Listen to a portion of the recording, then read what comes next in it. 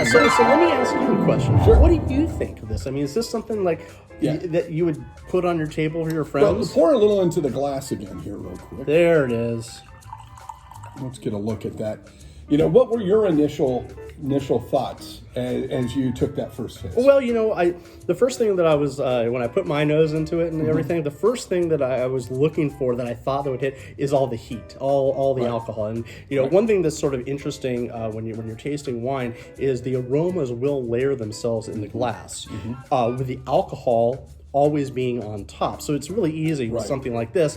You put your nose in and you're going to get blasted by the alcohol. Right. Interestingly enough, that did not happen when I tasted this. I put my nose in. Oh, hey, actually not bad at all. Yeah. So also, one thing that I do talk about when I'm doing tastings or conducting tastings, I should say, is that we do to what comes off as really pretentious things in the wine industry, that and some of them actually make sense. So when you see like the wine snobs like going in sideways like this, what I just mentioned is exactly why. Because the aromas layer themselves in the glass, sometimes you want to bypass that alcohol. When you put the glass on its side, and I wish I had that one, all of a sudden, so when you put the glass on its side, all of a sudden, the layering still happens, but the alcohol's up here. So that's why you see the pretentious wine guys get in underneath to try to capture different aromas and not necessarily by blinded or blasted by the alcohol. So when you see me doing that in a tasting room, yes, I'm trying not to be pretentious, but it totally comes off that way. A wine snob. Yes, I'm trying not to be a wine snob, obviously. So the real question is, this is actually kind of a fun wine. Like, how would I serve this? I would absolutely bring this to a picnic. If you're having, hamburgers and hot dogs, or maybe even you're grilling, I don't know, some sort of prime rib or something. I'm thinking lunch in the park. Oh, absolutely. Maybe you just grabbed a couple sandwiches, but you want some wine to kind of go along. Exactly. And, the great thing here is, and Jeremy and I have now done a couple episodes of a word that he hates me to say, and that's the reason I say it: cheap wine. Right. Cheap wine or inexpensive wine. And the thing that we found in the couple situations was, I think we all get an idea of the wine is the dollar value, right? Sometimes. Hey, if you spend $50 a bottle, you're getting something much better than you would get for $25. And so I think, the impression I had of this was, wow, that's probably not very good. $2. I would think so. I think that is, that's the first inclination. Also, because we do associate price with value, or quality, I should say. Right. If you put this on your table and, you have the Charles Shaw, you're afraid your friends are going to look funny. Or even worse, if you go to a party and somebody brings a bottle of this and then opens up a bottle of what you brought, you're going to go like, that schmuck.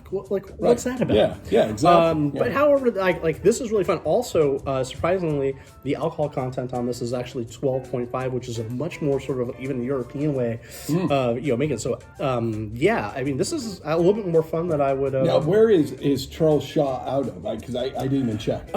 Charles Shaw, it's going to say that it's out of Napa, California. Napa, California. Now, where those grapes were actually grown.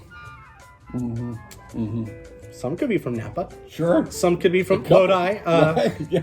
It's probably a blending of grapes from all over California. It is, although, and it does have a date on it, so it does have a vintage, 2017, so at least the vintages aren't being blended. Right. But actually, this is really a lot of fun. Yeah, this is definitely a picnic wine. Again, a camping wine. A camping wine, to be sure.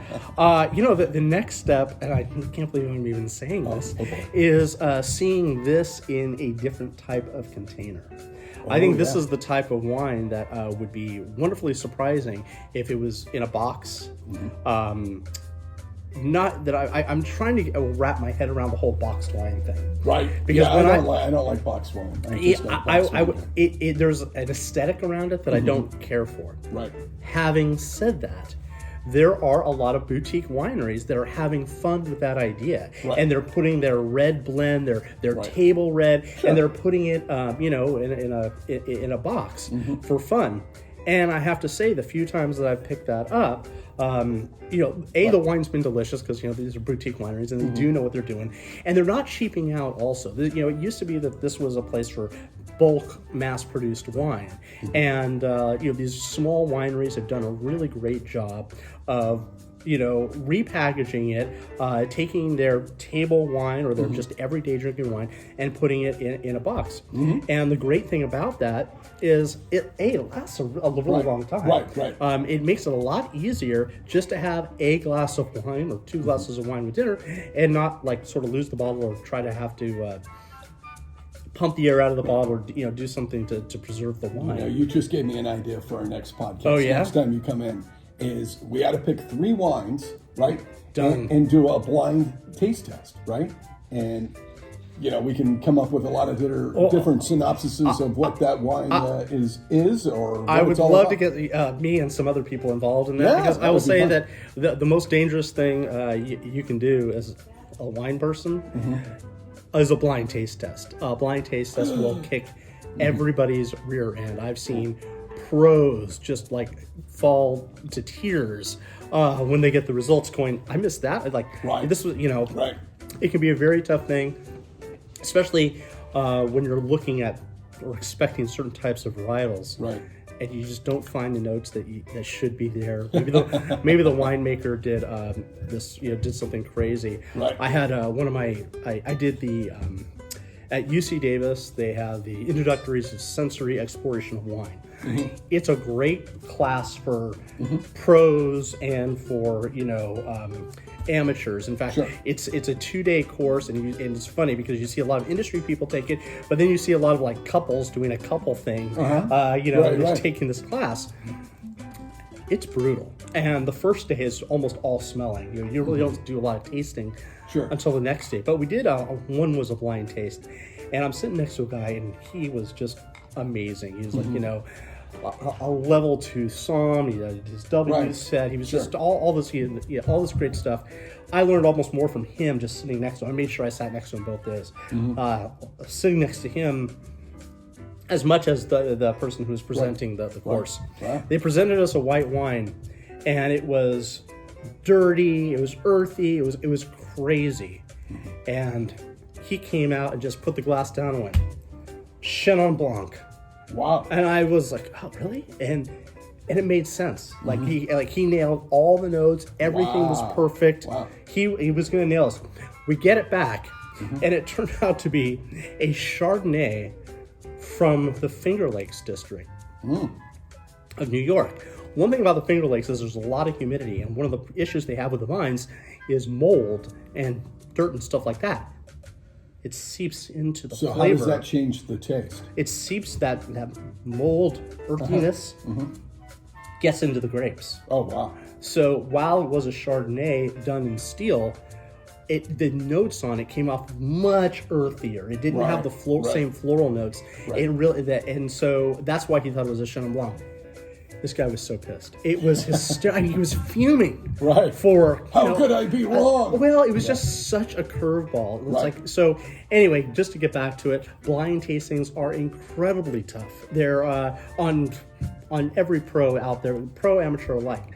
So it's a great idea. We should get 3 boxed wines. Yeah. Let's do it. And, maybe we get Kilton Cork in here or Carrie. I would love to see them on here. Oh, yeah, it'd be great. We'll have a party. We'll have a wine party. Great. Are there enough cameras? Or do we have a big enough stage? Yeah, it sounds fun. Yeah, I think that'd be a lot of fun. Yeah. So once again, thanks for dropping by. It's always my pleasure. I always enjoy drinking wine with you and seeing what's going on. The existential wine guy. Yeah, see, I'm going to get it. I had like one sip. And so I can't get words out now. Well, you'll see me on Facebook, Instagram, and of course, existentialwineguy.com, which is the worst wine website on the internet right now. So on the whole planet. On the whole planet, like the whole thing. You should just go by for, to go, here's what it looks like. Just to laugh at the goofy pictures of me. Right. But as always, Jeremy drops by about, once a month, once every couple weeks. And we try to come up with a wacky idea about wine, maybe a different way than you've thought of wine or a particular wine before. Yeah, absolutely. And more than anything, enjoy what you're drinking and enjoy, who you're drinking it with. Right. Sounds good. Cheers. Cheers Thank you, and Jeremy. love. Cheers.